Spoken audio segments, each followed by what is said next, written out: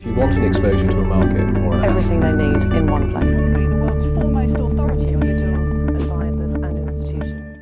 As investors, sometimes we can be our own worst enemies. Joining me today to talk a little bit more about that is Lars Kroyer. He's a former hedge fund manager and now author of books on how to invest. Lars, thanks for joining me. Thanks for having me. So, as a former hedge fund manager, you hit the headlines several years ago for actually losing millions of pounds in one day. So you know firsthand what kind of mistakes can lead to. Why don't you tell us, you're going to give us some of your three main mistakes that investors make. Mm-hmm. Give us your number one. So the first and I think most important mistake investors make is that they think they can beat markets. So they think they have an edge to somehow perform better than the aggregate markets. So what does that mean? It means in stock markets, as an example, though it applies elsewhere, it means that you think you can somehow do something different from what the market has already done to create a superior risk-return profile. You think you can pick better stocks, you think you can pick better active fund managers. The overwhelming likelihood is that you cannot. And I'm arguing you should not try. You're going to be far worse off for trying. That's the biggest, most important mistake people make. So therefore, you're basically a buy and hold strategy. You're a index tracking strategy. Yeah, circumstances change in people's lives and their risk profiles change over time, which is why I wouldn't say blindly buy and hold, but certainly avoid trading a lot. That's a primary cause of underperformance among retail investors, is we're somehow programmed to do something different, do something active with our savings, and I think conventional wisdom even has it that we're clever for doing so. Yeah, so would that be your sort of second gripe with how investors make mistakes? Well, I would call it 1.5 because it's if you can accept that you don't have an edge to beat the markets, you wouldn't trade a lot. Right, so that it would make no sense. Mm-hmm. It would make no sense to do so. So that I would throw it in as the 1.5 if you'd allow me. So what would be your second one then? So the second one I think is if you take a step back from financial markets for a second and say, well, what are your overall assets in life? Right? So your overall assets, one component, hopefully, is your investment portfolio. For a lot of people, the other component is their job. It's their house or their apartment. It's their education. It's their potential future inheritance. It's a lot of stuff.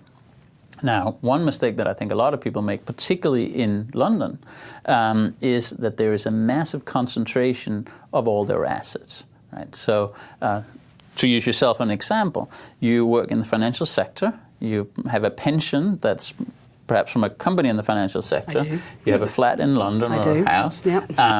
You maybe even from here, and this is where your future jobs prospects lie. If you also have your investment portfolio in London called real estate stocks, that is an undue and unnecessary and crazy concentration of risks. You're essentially setting yourself up in a way that everything can go wrong at once. And I think particularly when you look at one of the greatest wealth generators for the average Londoner over the last couple of decades has been their real estate investment, their house, their flat. Now, that is a geared investment in a rising market. Right? So you can have £100 and go to the bank and still borrow £400 or £500 on that and buy a flat, and you really, really hope that it doesn't drop 50%, because then you're in real trouble. Right? Now, if you, on top of that, invest in a portfolio of securities that are tied to the same thing as that flat, you're adding to an already pretty significant concentration for most people. And I think that's a huge mistake, and I think it's something people should avoid or think very, very hard about. I'll be running off after this to make sure that I haven't got any of my portfolio in London real estate. Sell the flat. No, Okay, and what would be number 3 then? So the third thing I think people need to think about is the long-term implications of what they do with their savings. I think we're all guilty of being programmed that equity markets is something we should invest in for the long run because it does give us superior returns to more stable bond returns or cash in the bank. Now, I think that's a dangerous thing. I think we can't assume that equity markets are going to go up over the very long run. It could be that over the next generation, equity markets are down 80, 90%. And people need to be very clear what that would mean to their retirement planning and how would it impact their life. Now, take yourself as an example again.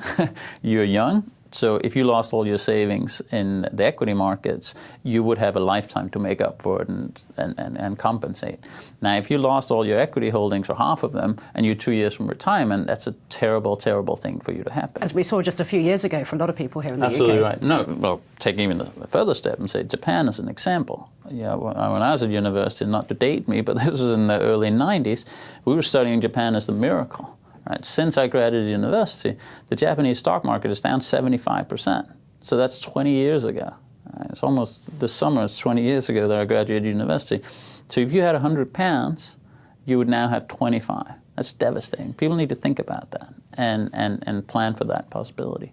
So what does that mean then in practical terms? Does it mean sort of always be fearful, or does it mean you just need to understand your own? Yeah, I mean, I am by nature paranoid, so always be ready for that possibility. Always think very hard about how do you plan your should say, de-risking of your portfolio over time. Right? So away from equity markets as you can no longer afford the risk that those entail. And I think people do too little of it. Again, almost like the apartment example, because we get lulled into this sense that everything is going to be fine, because they always were, right? And they may not be. That's, I think, a mistake a lot of people make or not think long and hard enough about. Well, I know you go into much more detail about these mistakes and more in the book, but thank you very much for the brief synopsis. Thanks for having me. For Morningstar, I'm Holly Cook. Thanks for watching.